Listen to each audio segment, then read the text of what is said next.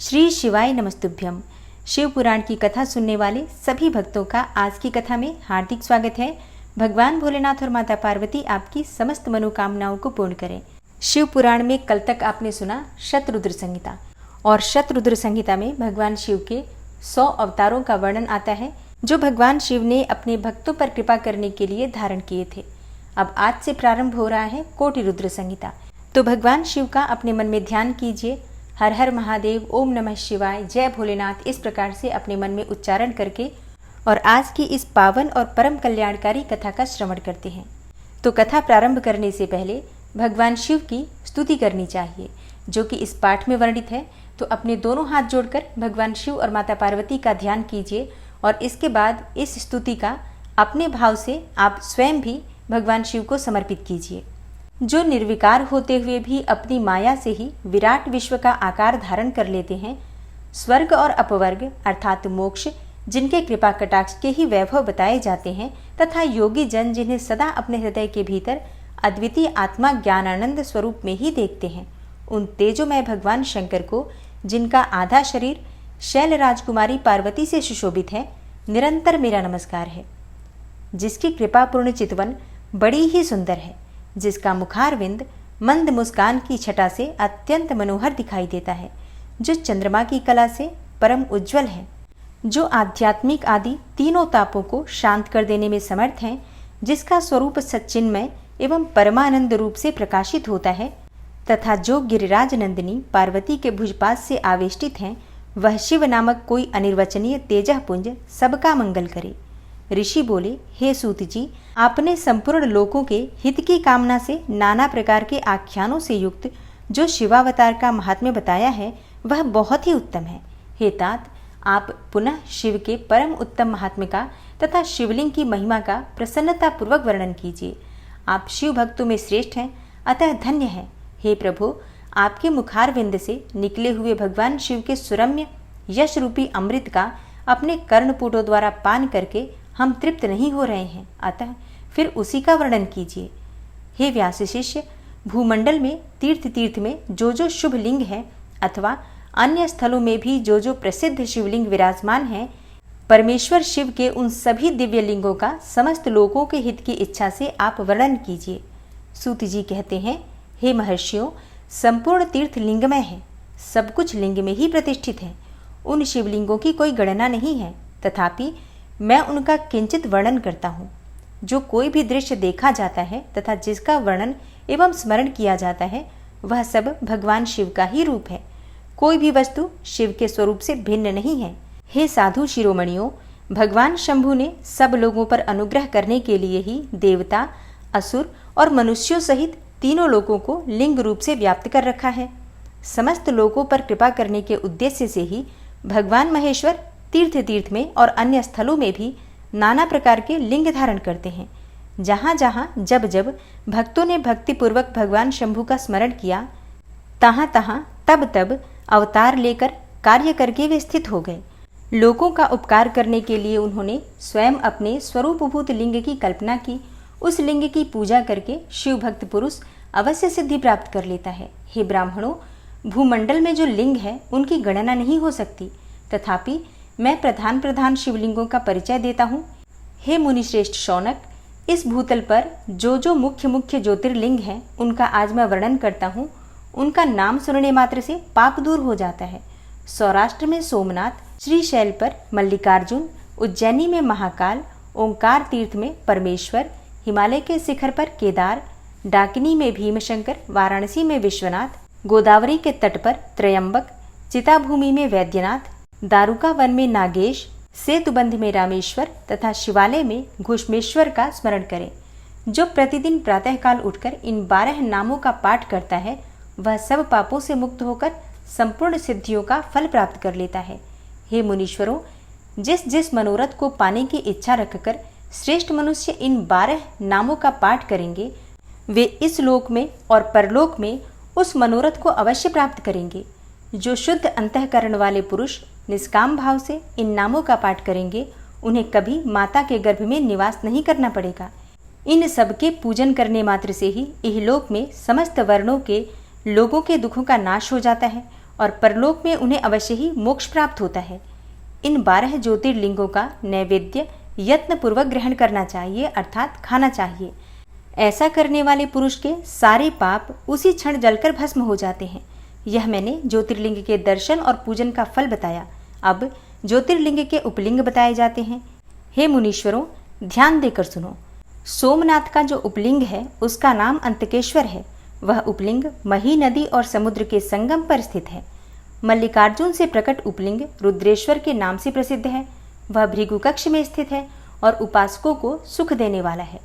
महाकाल संबंधी उपलिंग दुग्धेश्वर या फिर दूधनाथ के नाम से प्रसिद्ध है और वह नर्मदा के तट पर स्थित है तथा समस्त पापों का निवारण करने वाला कहा गया है। ओंकारेश्वर संबंधी उपलिंग कर्दमेश्वर के नाम से प्रसिद्ध है। वह बिंदु सरोवर के तट पर है और उपासक को संपूर्ण मनोवांछित फल प्रदान करता है। केदारेश्वर संबंधी उपलिंग भूतेश्वर के नाम से प्रसिद्ध है और यमुना तट पर स्थित है। जो लोग उसका दर्शन और पूजन करते हैं उनके बड़े से बड़े पापों का भी निवारण करने वाला बताया गया है। भीमशंकर संबंधी उपलिंग भीमेश्वर के नाम से प्रसिद्ध है। वह भी सह्य पर्वत पर ही स्थित है और महान बल की वृद्धि करने वाला है। नागेश्वर संबंधी उपलिंग का नाम भी भूतेश्वर ही है और वह मल्लिका सरस्वती के तट पर स्थित है और दर्शन करने मात्र से ही सब पापों को हर लेता है। रामेश्वर से प्रकट हुए उपलिंग को गुप्तेश्वर और घुष्मेश्वर से प्रकट हुए उपलिंग को व्याघ्रेश्वर कहा गया है। हे ब्राह्मणों, इस प्रकार यहाँ मैंने ज्योतिर्लिंगों के उपलिंगों का परिचय दिया। ये दर्शन मात्र से पापहारी तथा संपूर्ण अभिष्ट के दाता होते हैं। हे मुनिवरों, ये मुख्यता को प्राप्त हुए प्रधान प्रधान शिवलिंग बताए गए। अब अन्य प्रमुख शिवलिंगों का भी वर्णन सुनो। और अब आप सुनेंगे काशी आदि के विभिन्न लिंगों का वर्णन तथा अत्रीश्वर की उत्पत्ति के प्रसंग में गंगा और शिव के अत्रि के तपोवन में नित्य निवास करने की कथा। सूत जी कहते हैं, हे मुनीश्वरों, गंगा जी के तट पर मुक्तिदायिनी काशीपुरी सुप्रसिद्ध है। वह भगवान शिव की निवास स्थली मानी गई है। उसे शिवलिंगमयी ही समझना चाहिए। इतना कहकर सूत जी ने काशी के अविमुक्त कृत्तिवासेश्वर, तिलभांडेश्वर, दशाश्वमेघ आदि और गंगा सागर आदि के संगमेश्वर, भूतेश्वर, नारीश्वर, वटुकेश्वर, पुरेश्वर, सिद्धनाथेश्वर, दूरेश्वर, श्रृंगेश्वर, वैद्यनाथ, जप्पेश्वर, गोपेश्वर, रंगेश्वर, वामेश्वर, नागेश, कामेश, विमलेश्वर, प्रयाग के ब्रह्मेश्वर, सोमेश्वर, भारद्वाजेश्वर, शूलटंकेश्वर, माधवेश तथा अयोध्या के नागेश आदि अनेक प्रसिद्ध शिवलिंगों का वर्णन करके अत्रीश्वर की कथा के प्रसंग में यह बतलाया कि अत्रि पत्नी अनुसुईया पर कृपा करके गंगा जी वहां पधारी। अनुसुईया ने गंगा जी से सदा वहां निवास करने के लिए प्रार्थना की।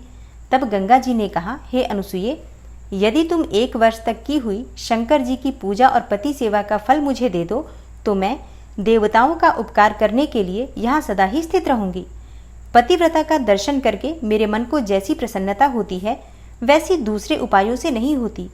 हे सती अनुसुईये, यह मैंने तुमसे सच्ची बात कही है। पतिव्रता स्त्री का दर्शन करने से मेरे पापों का नाश हो जाता है और मैं विशेष रूप से शुद्ध हो जाती हूँ, क्योंकि पतिव्रता नारी पार्वती के समान ही पवित्र होती है। अतः यदि तुम जगत का कल्याण करना चाहती हो और लोकहित के लिए मेरी मांगी हुई वस्तु मुझे देती हो तो मैं अवश्य यहाँ स्थिर रूप से निवास करूंगी। सूत जी कहते हैं, हे मुनियों, गंगा जी की यह बात सुनकर पतिव्रता अनुसुईया ने वर्ष भर का वह सारा पुण्य उन्हें दे दिया। अनुसुईया के पतिव्रत संबंधी उस महान कर्म को देखकर भगवान महादेव जी प्रसन्न हो गए और पार्थिव लिंग से तत्काल प्रकट होकर उन्हें साक्षात दर्शन दिया। शंभु बोले, हे साध्वी अनुसुईये, तुम्हारा यह कर्म देखकर मैं बहुत प्रसन्न हूँ। प्रिय पतिव्रते, वर मांगो, क्योंकि तुम मुझे बहुत ही प्रिय हो। उस समय वे दोनों पति पत्नी अद्भुत सुंदर आकृति एवं पंचमुख आदि से युक्त भगवान शिव को वहां प्रकट हुआ देखकर बड़े विस्मित हुए। उन्होंने हाथ जोड़कर नमस्कार और स्तुति करके बड़े भक्तिभाव से भगवान शंकर का पूजन किया। फिर उन लोक कल्याणकारी शिव से कहा। ब्राह्मण दंपत्ति बोले, हे देवेश्वर, यदि आप प्रसन्न हैं और जगदम्बा गंगा भी प्रसन्न है तो आप इस तपोवन में निवास कीजिए और समस्त लोगों के लिए सुखदायक हो जाइए। तब गंगा और शिव दोनों ही प्रसन्न होकर उस स्थान पर जहाँ वे ऋषि शिरोमणि रहते थे प्रतिष्ठित हो गए। इन्हीं शिव का नाम वहाँ अत्रीश्वर हुआ। और अब आप सुनेंगे ऋषिका पर भगवान शिव की कृपा। एक असुर से उसके धर्म की रक्षा करके उसके आश्रम में नंदिकेश नाम से निवास करना और वर्ष में एक दिन गंगा का भी वहां आना। तदनंतर श्री सूत जी ने जब बहुत से शिवलिंगों के कथा प्रसंग सुना दिए, तब ऋषियों ने पूछा, हे महामते सूत जी, वैशाख शुक्ला सप्तमी के दिन गंगा जी नर्मदा में कैसे आईं? इसका विशेष रूप से वर्णन कीजिए। वहां महादेव जी का नाम नंदिकेश्वर कैसे हुआ? इस बात को भी प्रसन्नता पूर्वक बताइए। सूत जी कहते हैं, हे महर्षियों, एक ब्राह्मणी थी जिसका नाम ऋषिका था। वह किसी ब्राह्मण की पुत्री थी और एक ब्राह्मण को ही विधि पूर्वक ब्याही गई थी। हे विप्रवरों, यद्यपि वह द्विज पत्नी उत्तम व्रत का पालन करने वाली थी, तथापि अपने पूर्व जन्म के किसी अशुभ कर्म के प्रभाव से बाल वैधव्य को प्राप्त हो गई। तब वह ब्राह्मण पत्नी ब्रह्मचर्य व्रत के पालन में तत्पर होकर पार्थिव पूजन पूर्वक अत्यंत कठोर तपस्या करने लगी। उस समय अवसर पाकर मूढ़ नाम से एक दुष्ट और बलवान असुर, जो बड़ा मायावी था, काम बाण से पीड़ित होकर वहां आया।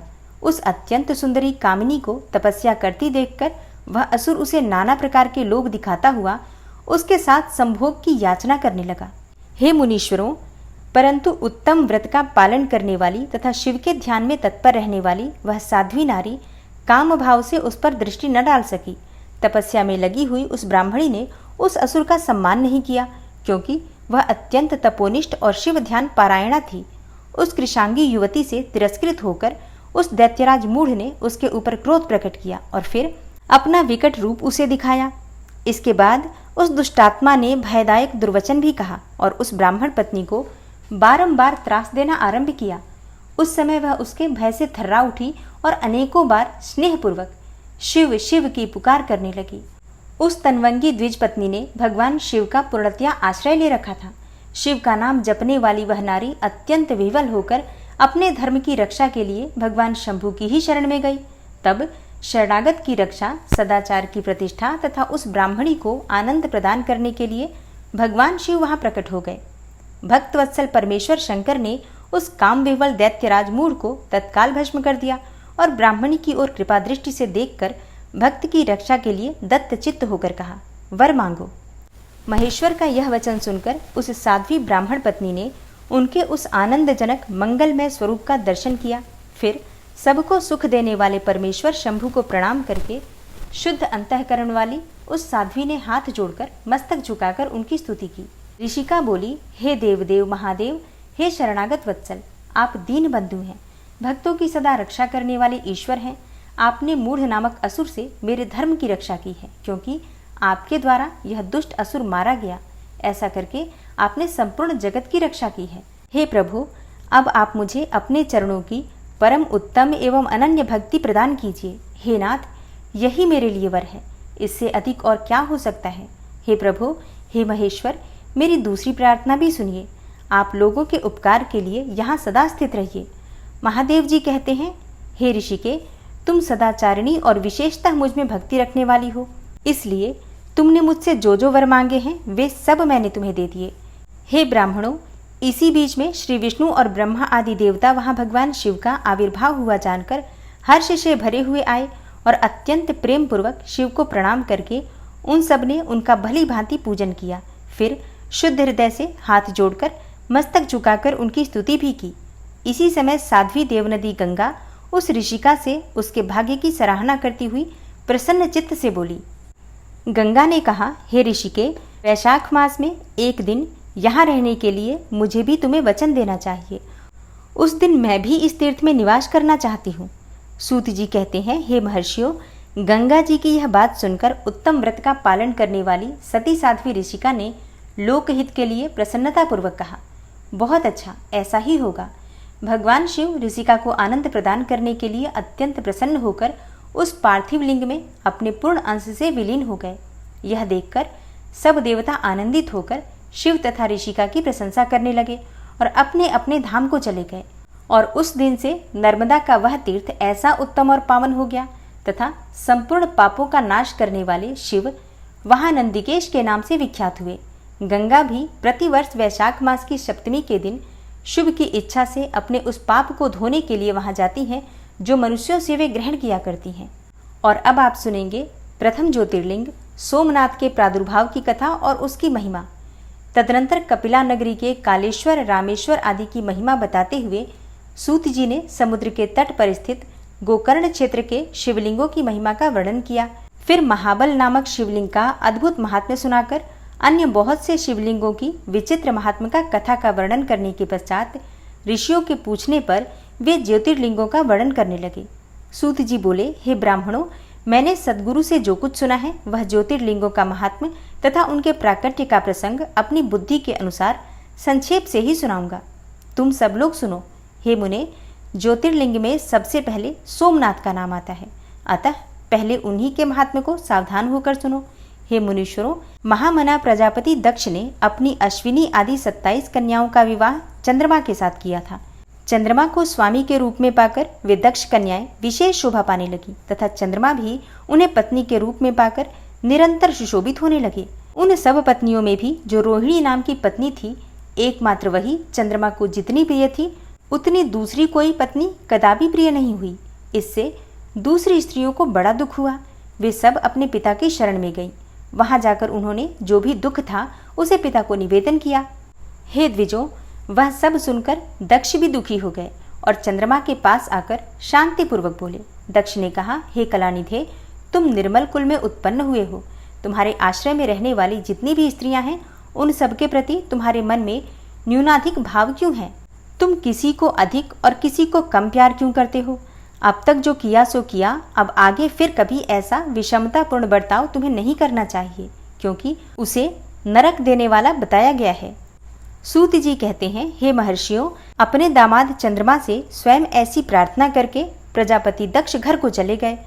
उन्हें पूर्ण रूप से निश्चय हो गया कि अब फिर आगे ऐसा नहीं होगा, पर चंद्रमा ने प्रबल भावी से विवश होकर उनकी बात नहीं मानी। वे रोहिणी में इतने आसक्त हो गए थे कि दूसरी किसी पत्नी का कभी आदर ही नहीं करते थे। इस बात को सुनकर दक्ष दुखी होकर फिर स्वयं चंद्रमा को आकर उत्तम नीति से समझाने तथा न्यायोचित बर्ताव के लिए प्रार्थना करने लगे। दक्ष बोले, हे चंद्रमा, सुनो, मैं पहले अनेक बार तुमसे प्रार्थना कर चुका हूँ, फिर भी तुमने मेरी बात नहीं मानी, इसलिए आज शाप देता हूँ कि तुम्हें क्षय का रोग हो जाए। सूत जी कहते हैं, दक्ष के इतना कहते ही क्षण भर में चंद्रमा क्षय रोग से ग्रसित हो गए। उनके क्षीण होते ही उस समय सब ओर महान हाहाकार मच गया।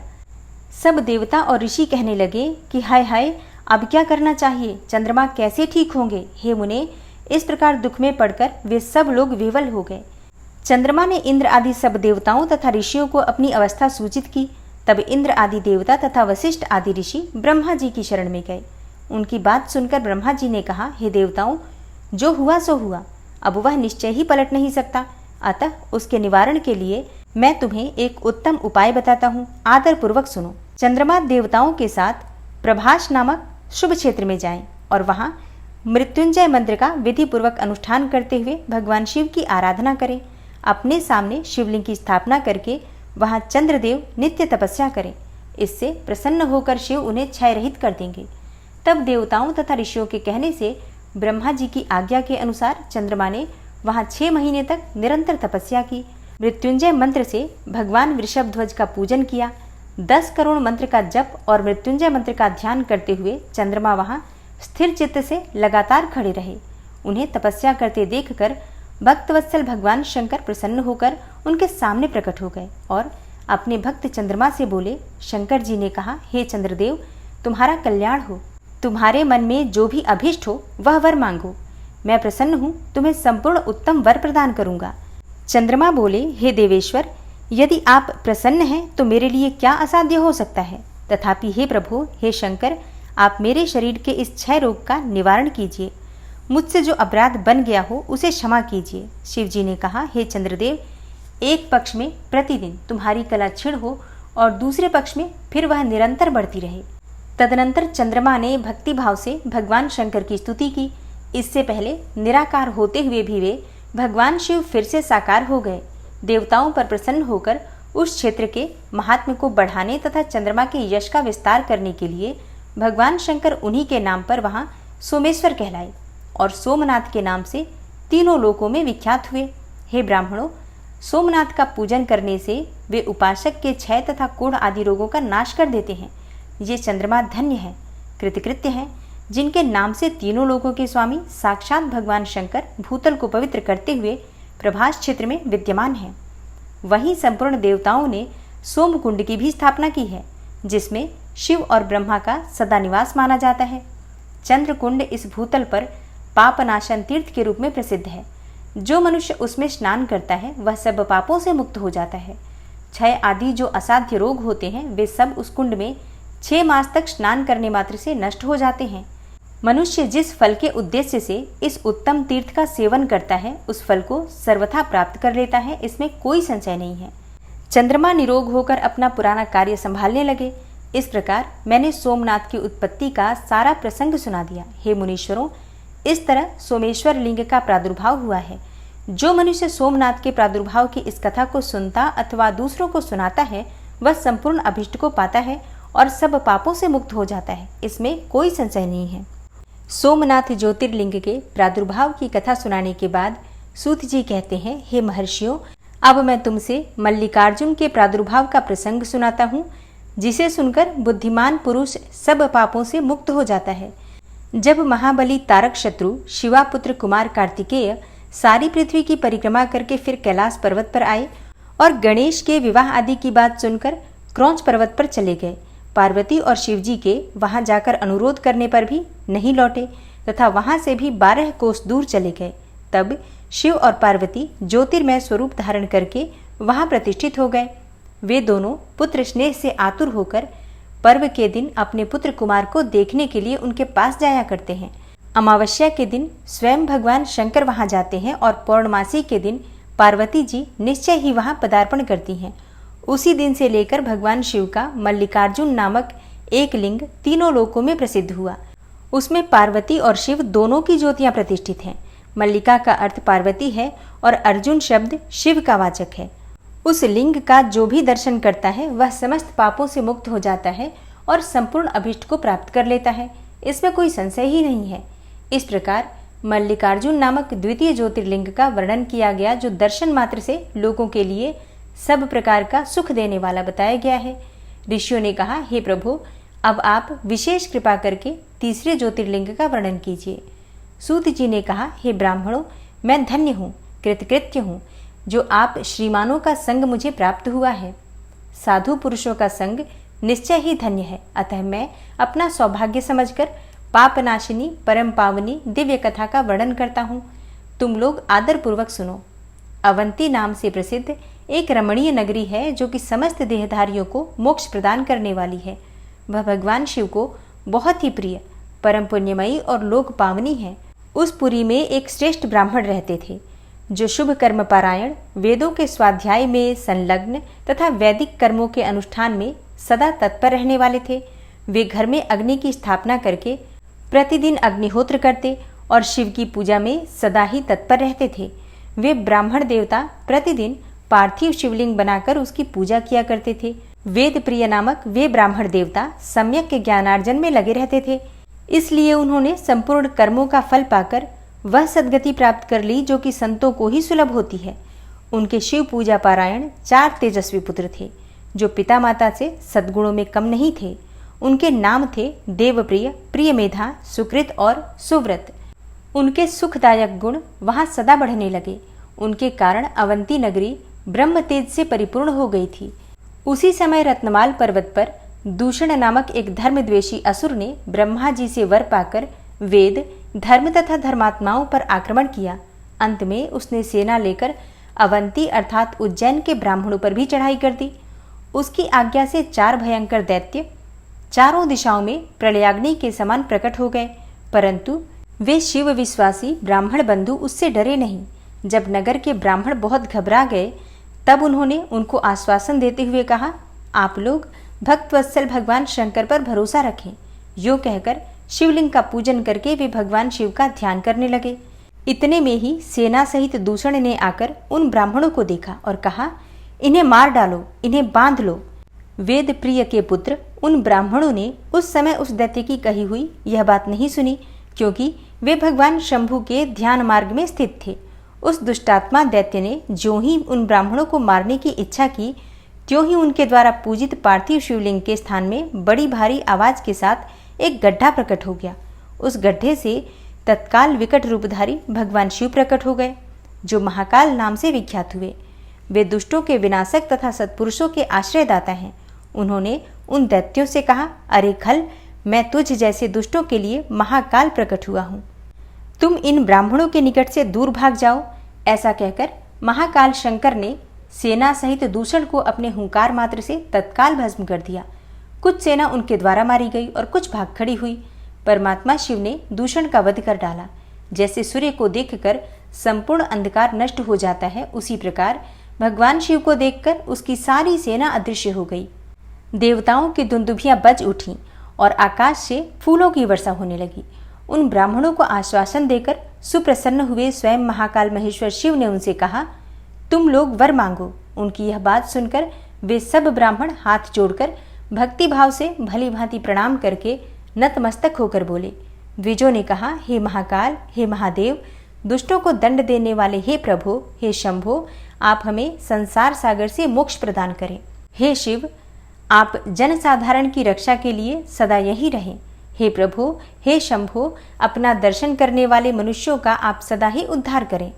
सूत जी कहते हैं, हे महर्षियों, उनके ऐसा कहने पर उन्हें सद्गति देकर भगवान शिव अपने भक्तों की रक्षा के लिए उस परम सुंदर गड्ढे में स्थित हो गए। वे ब्राह्मण मोक्ष पा गए और वहां चारों ओर की एक एक कोस भूमि लिंग रूपी भगवान शिव का स्थल बन गई। वे शिव भूतल पर महाकालेश्वर के नाम से विख्यात हुए। हे ब्राह्मणों, उनका दर्शन करने से स्वप्न में भी कोई दुख नहीं होता। जिस जिस कामना को लेकर कोई उस लिंग की उपासना करता है, उसे वह अपना मनोरथ भी प्राप्त हो जाता है तथा परलोक में मोक्ष भी मिल जाता है। सूत जी कहते हैं, हे ब्राह्मणों, भक्तों की रक्षा करने वाले महाकाल नामक ज्योतिर्लिंग का महात्म्य भक्ति भाव को बढ़ाने वाला है। उसे आदर पूर्वक सुनो। उज्जैनी में चंद्रसेन नामक एक महान राजा थे, जो संपूर्ण शास्त्रों के तत्वज्ञ, शिव भक्त और जितेंद्रिय थे। शिव के पार्षदों में प्रधान तथा सर्वलोक वंदित मणिभद्र जी राजा चंद्रसेन के सखा हो गए थे। एक समय उन्होंने राजा पर प्रसन्न होकर उन्हें चिंतामणि नामक महामणि प्रदान की, जो कौस्तुभ मणि तथा सूर्य के समान दैदीप्यमान थी। वह देखने, सुनने अथवा ध्यान करने पर भी मनुष्यों को निश्चय ही मंगल प्रदान करती थी। भगवान शिव के आश्रित रहने वाले राजा चंद्रसेन उस चिंतामणि को कंठ में धारण करके जब सिंहासन पर बैठते, तब देवताओं में सूर्य नारायण की भांति उनकी शोभा होती थी। नृपश्रेष्ठ चंद्रसेन के कंठ में चिंतामणि शोभा देती है, यह सुनकर समस्त राजाओं के मन में उस मणि के प्रति लोभ की मात्रा बढ़ गई और वे क्षुब्ध रहने लगे। तदनंतर वे सब राजा चतुरंगिणी सेना के साथ आकर युद्ध में चंद्रसेन को जीतने के लिए उद्यत हो गए। वे सब परस्पर मिल गए थे और उसके साथ बहुत से सैनिक थे। उन्होंने आपस में संकेत और सलाह करके आक्रमण किया और उज्जैनी के चारों द्वारों को घेर लिया। अपनी पुरी को संपूर्ण राजाओं द्वारा घिरी हुई देखकर राजा चंद्रसेन उन्हीं भगवान महाकालेश्वर की शरण में गए और मन को संदेह रहित करके दृढ़ निश्चय के साथ उपवास पूर्वक दिन रात अनन्य भाव से महाकाल की आराधना करने लगे। उन्हीं दिनों उस श्रेष्ठ नगर में कोई ग्वालिन रहती थी, जिसके एकमात्र पुत्र था। वह विधवा थी और उज्जैनी में बहुत दिनों से रहती थी। वह अपने 5 वर्ष के बालक को लिए हुए महाकाल के मंदिर में गई और उसने राजा चंद्रसेन के द्वारा की हुई महाकाल की पूजा का आदर पूर्वक दर्शन किया। राजा के शिव पूजन का वह आश्चर्यमय उत्सव देखकर उसने भगवान को प्रणाम किया और फिर वह अपने निवास स्थान पर लौट आई। ग्वालिन के उस बालक ने भी वह सारी पूजा देखी थी, अतः घर आने पर उसने कौतूहलवश शिव की पूजा करने का विचार किया। एक सुंदर पत्थर लाकर उसे अपने शिविर से थोड़ी ही दूर पर दूसरे शिविर के एकांत स्थान में रख दिया और उसी को शिवलिंग माना। फिर उसने भक्तिपूर्वक कृत्रिम गंध, अलंकार, वस्त्र, धूप, दीप और अक्षत आदि द्रव्य जुटाकर उनके द्वारा पूजन करके मनः कल्पित दिव्य नैवेद्य भी अर्पित किया।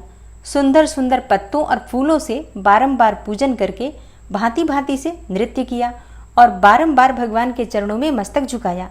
इसी समय ग्वालिन ने भगवान शिव में आसक्त चित्त हुए अपने पुत्र को बड़े प्यार से भोजन के लिए बुलाया, परंतु उसका मन तो भगवान शिव की पूजा में ही लगा हुआ था। अतः जब बारंबार बुलाने पर भी उस बालक को भोजन करने की इच्छा नहीं हुई, तब उसकी माँ स्वयं उसके पास गई और उसे शिव के आगे आंख बंद करके ध्यान लगाए बैठा देखकर उसका हाथ पकड़कर खींचने लगी। इतने पर भी जब वह नहीं उठा, तब उसने क्रोध में आकर उसे खूब पीटा। खींचने और मारने पीटने पर भी जब उसका पुत्र नहीं आया, तब उसने वह शिवलिंग उठाकर दूर फेंक दिया और उस पर चढ़ाई हुई सारी पूजा सामग्री नष्ट कर दी। यह देखकर बालक हाय हाय करके रो उठा और रोष से भरी हुई ग्वालिन अपने बेटे को डांट फटकार कर पुनः घर में चली गई। भगवान शिव की पूजा को माता के द्वारा नष्ट की गई देखकर वह बालक हे देव हे देव हे महादेव की पुकार करते हुए सहसा मूर्छित होकर गिर पड़ा। उसके नेत्रों से आंसुओं की धारा प्रवाहित होने लगी। 2 घड़ी बाद जब उसे चेत हुआ तब उसने आंखें खोली। आंखें खुलने पर उस शिशु ने देखा उसका वही शिविर भगवान शिव के अनुग्रह से तत्काल ही महाकाल का सुंदर मंदिर बन गया। मणियों के चमकीले खंभे उसकी शोभा बढ़ा रहे थे। वहां की भूमि स्फटिक मणि से जड़ दी गई थी। तपाए हुए सोने के बहुत से विचित्र कलश उस शिवालय को सुशोभित करते थे। उसके विशाल द्वार, कपाट और प्रधान द्वार सुवर्णमय दिखाई देते थे। वहां बहुमूल्य नीलमणि तथा हीरे के बने हुए चबूतरे शोभा दे रहे थे। उस शिवालय के मध्य भाग में दयानिधान शंकर का रत्नमय लिंग प्रतिष्ठित था। ग्वालिन के उस पुत्र ने देखा उस शिवलिंग पर उसकी अपनी ही चढ़ाई हुई पूजन सामग्री सुसज्जित है। यह सब देखकर वह बालक सहसा उठकर खड़ा हो गया। उसे मन ही मन बड़ा आश्चर्य हुआ और वह परमानंद के समुद्र में निमग्न सा हो गया। तदनंतर भगवान शिव की स्तुति करके उसने बारंबार उनके चरणों में मस्तक झुकाया और सूर्यास्त होने के पश्चात वह गोप बालक शिवालय से बाहर निकला। बाहर आकर उसने अपने शिविर को देखा। वह इंद्र भवन के समान शोभा पा रहा था। वहां सब कुछ तत्काल सुवर्णमय होकर विचित्र एवं परम उज्जवल वैभव से प्रकाशित होने लगा। फिर वह उस भवन के भीतर गया जो सब प्रकार की शोभाओं से संपन्न था। उस भवन में सर्वत्र मणि, रत्न और सुवर्ण ही जड़े गए थे। प्रदोष काल में सानंद भीतर प्रवेश करके बालक ने देखा उसकी माँ दिव्य लक्षणों से लाक्षित होकर एक सुंदर पलंग पर सो रही है। रत्नमय अलंकारों से उसके सभी अंग उद्दीप्त हो रहे हैं और वह साक्षात देवांगना के समान दिखाई देती है। मुख से विह्वल हुए उस बालक ने अपनी माता को बड़े वेग से उठाया। वह भगवान शिव की कृपा पात्र हो चुकी थी। ग्वालिन ने उठकर देखा सब कुछ अपूर्व सा हो गया था। उसने महान आनंद में निमग्न होकर अपने बेटे को छाती से लगा लिया। पुत्र के मुख से गिरजापति के कृपा प्रसाद का वह सारा वृतांत सुनकर ग्वालिन ने राजा को सूचना दी, जो निरंतर भगवान शिव के भजन में ही लगे रहते थे। राजा अपना नियम पूरा करके रात में सहसा वहां आए और ग्वालिन के पुत्र का वह प्रभाव जो शंकर जी को संतुष्ट करने वाला था उसे देखा। मंत्रियों और पुरोहितों सहित राजा चंद्रसेन वह सब कुछ देखकर परमानंद के समुद्र में डूब गए और नेत्रों से प्रेम के आंसू बहाते तथा प्रसन्नता पूर्वक शिव के नाम का कीर्तन करते हुए उन्होंने उस बालक को हृदय से लगा लिया। हे ब्राह्मणों, उस समय वहां बड़ा भारी उत्सव होने लगा। सब लोग आनंद विभोर होकर महेश्वर के नाम और यश का कीर्तन करने लगे। इस प्रकार शिव का यह अद्भुत महात्म्य देखने से पूर्ववासियों को बड़ा हर्ष हुआ और इसी की चर्चा में वह सारी रात एक क्षण के समान ही व्यतीत हो गई। युद्ध के लिए नगर को चारों ओर से घेर कर खड़े हुए राजाओं ने भी प्रातःकाल गुप्तचरों के मुख से वह सारा अद्भुत चरित्र सुना। उसे सुनकर सब आश्चर्य से चकित हो गए और वहां आए हुए सब नरेश एकत्र होकर आपस में इस प्रकार बोले, ये राजा चंद्रसेन बड़े भारी शिव भक्त हैं, अतएव इन पर विजय पाना कठिन है। ये सर्वथा निर्भय होकर महाकाल की नगरी उज्जैनी का पालन करते हैं। जिसकी पुरी के बालक भी ऐसे शिव भक्त हैं, वे राजा चंद्रसेन तो महान शिव भक्त हैं ही। इनके साथ विरोध करने से निश्चय ही भगवान शिव क्रोध करेंगे और उनके क्रोध से हम सब लोग नष्ट हो जाएंगे। अतः इन नरेश के साथ हमें मेल मिलाप ही कर लेना चाहिए। ऐसा होने पर महेश्वर हम पर बड़ी कृपा करेंगे। सूत जी कहते हैं, हे ब्राह्मणों, ऐसा निश्चय करके शुद्ध हृदय वाले उन भूपालों ने हथियार डाल दिए और उनके मन से वैर भाव निकल गया। वे सभी राजा अत्यंत प्रसन्न होकर चंद्रसेन की अनुमति लेकर महाकाल की उस रमणीय नगरी के भीतर गए। वहां उन्होंने महाकाल का पूजन किया। फिर वे सबके सब उस ग्वालिन के महान अभ्युदयपूर्ण दिव्य सौभाग्य की भूरी भूरी प्रशंसा करते हुए उनके घर पर गए। वहां जाकर राजा चंद्रसेन ने आगे बढ़कर उनका स्वागत सत्कार किया। वे बहुमूल्य आसनों पर बैठे और आश्चर्यचकित एवं आनंदित हुए। गोप बालक के ऊपर कृपा करने के लिए स्वतः प्रकट हुए शिवालय और शिवलिंग का दर्शन करके उन सब राजाओं ने अपनी उत्तम बुद्धि भगवान शिव के चिंतन में लगाई। तदनंतर उन सारे नरेशों ने भगवान शिव की कृपा प्राप्त करने के लिए उस गोप शिशु को बहुत सी वस्तुएं प्रसन्नतापूर्वक भेंट की। संपूर्ण जनपदों में जो बहुसंख्यक गोप रहते थे, उन सबका राजा उन्होंने उसी बालक को बना दिया। इसी समय समस्त देवताओं से पूजित परम तेजस्वी वानर राज हनुमान जी वहां प्रकट हुए। उनके आते ही सब राजा बड़े वेग से उठकर खड़े हो गए। उन सब ने भक्ति भाव से विनम्र होकर उन्हें मस्तक झुकाया।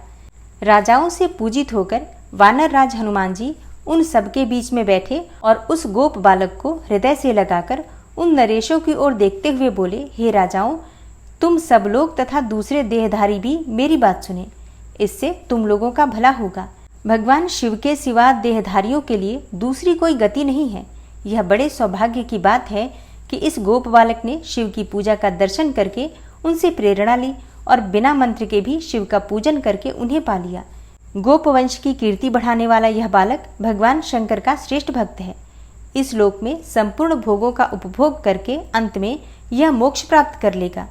इसकी वंश परंपरा के अंतर्गत 8वीं पीढ़ी में महायशस्वी नंद उत्पन्न होंगे, जिनके यहाँ साक्षात भगवान नारायण उनके पुत्र रूप से प्रकट होकर श्री कृष्ण नाम से प्रसिद्ध होंगे। आज से यह गोप कुमार इस जगत में श्रीकर के नाम से विशेष ख्याति प्राप्त करेगा। सूत जी कहते हैं, हे ब्राह्मणों, ऐसा कहकर अंजनी नंदन शिव स्वरूप वानर राज हनुमान जी ने समस्त राजाओं तथा महाराज चंद्रसेन को भी कृपा दृष्टि से देखा। तदनंतर उन्होंने उस बुद्धिमान गोप बालक श्रीकर को बड़ी प्रसन्नता के साथ शिवोपासना के उस आचार व्यवहार का उपदेश दिया जो भगवान शिव को बहुत प्रिय है। इसके बाद परम प्रसन्न हुए हनुमान जी चंद्रसेन और श्रीकर से विदा लेकर उन सब राजाओं के देखते देखते वहीं अंतर्ध्यान हो गए। वे सब राजा हर्ष में भरकर सम्मानित होकर महाराज चंद्रसेन की आज्ञा लेकर जैसे आए थे वैसे ही लौट गए। महातेजस्वी श्रीकर भी हनुमान जी का उपदेश पाकर धर्मज्ञ ब्राह्मणों के साथ शंकर जी की उपासना करने लगा। महाराज चंद्रसेन और गोप बालक श्रीकर दोनों ही बड़ी प्रसन्नता के साथ महाकाल की सेवा करते थे।